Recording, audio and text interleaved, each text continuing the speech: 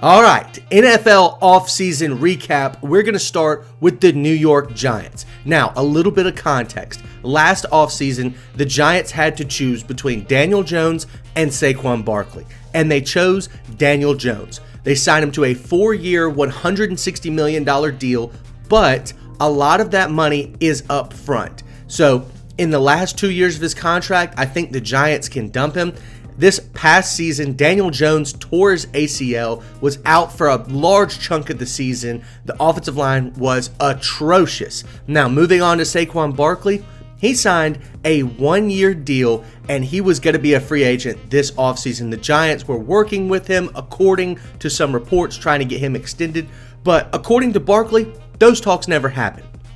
That's the context for you. Now the Giants moving out of the season that they finished 6-11 in, there were a lot of questions. Would they draft a quarterback? Where is their help at receiver? And would they be getting Barkley back? So let's talk about the losses first. Free agency happens first, and the Giants lost Saquon Barkley to the Philadelphia Eagles. He signed a 3-year deal worth over $30 million.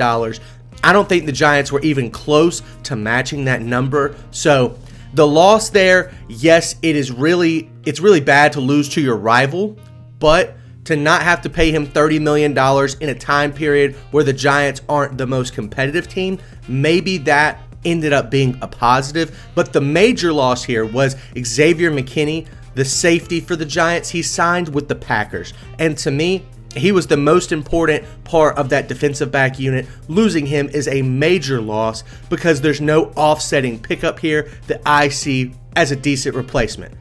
Now, the Giants first made a move for Brian Burns, the edge from Carolina. They only traded a 2nd-round pick and I believe a 5th-round pick for him, and that is a massive pickup for me.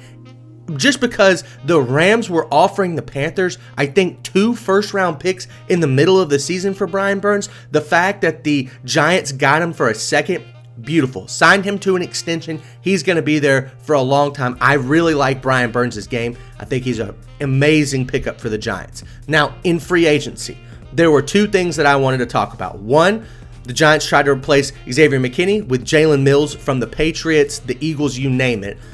I don't think that that's a 1-for-1. I think you are going to lose a little bit of production and trust in the defensive back unit. However, I think it's an okay signing for now. You're just trying to keep this team competitive so that your coach and your GM don't lose their jobs, but we'll get to that in a little bit. The more important signing to me was John Runyan, the offensive guard from the Packers. Since he was drafted, I think he's only missed like 3 games. He has 51 starts. Really, really experienced guy for being so young. I think that the Giants got a really good guard here, and that's probably the most important position that you're trying to take care of going into next year, because you've got to protect a Daniel Jones coming back from injury. All that being said, that was free agency. I didn't really see major improvements. Tyrod Taylor also left to the Jets, but the Giants got Drew Lock. I think that he has a little bit more potential right now than Tyrod Taylor, especially if he's thrown out onto the field. All that being said, let's talk about the draft. The Giants were in a very interesting spot there at pick 6 for the draft. Were there going to be quarterbacks? I don't think anybody really knew. Obviously, I think people thought that 3 quarterbacks were going to be taken in the top 5. The question was, what 3 quarterbacks would they be? Looking back at the draft now, I can safely say that the Giants made the right decision drafting Malik Nabers, the wide receiver out of LSU. It's really tough to draft a young quarterback into a quarterback room with a seasoned veteran on a big deal and then maybe forcing him into a quarterback battle his rookie year.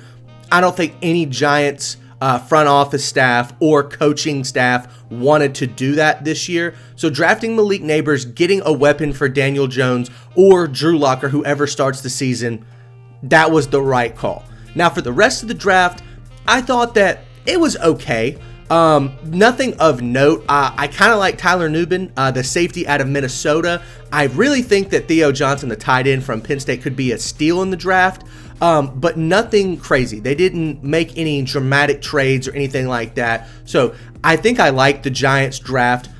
In review, they didn't really make any franchise shifting moves, but they also didn't have any like franchise shifting losses, I don't think. The problem with this Giants team is that I think that Brian Daboll and Joe Sheen, the coach and GM, are on the hot seat this year. So they have to teeter a line where they're trying to be competitive, but they're trying not to win too many games. I mean, obviously, no coach and GM are like, we need to lose a game. But I think that signing Daniel Jones to this extension gets the Giants in a horrendous place for this upcoming year, because if they win 9 or 10 games, Daniel Jones is going to be back for another season. But if they only win 3 or 4 games, the owners are probably going to clear house, and that means that they lose their jobs. So overall, I give this Giants offseason a C. Obviously, we can see that the Giants are trying to make moves to stay competitive, but you don't see the move to launch this team back into the playoffs. Obviously, Daniel Jones being injured last year hurt the Giants' chances of becoming a back-to-back playoff season team, but overall, I just don't see this team getting back to glory. There are a lot of really good NFC teams right now. Off the top of my head, I could think of the 49ers, the Rams, the Lions, the Packers, even the Bears seem more competitive. The Cowboys, I think the Commanders have a decent chance to be competitive. And then obviously the Eagles. There's probably about 10 teams in the NFC that I would solidly put above the Giants. And then they're arguable to the rest. I mean, I even think the Cardinals have a good chance to be better than the Giants this season. All that being said, the Giants' overall offseason grade is a C. We'll see where they go from here.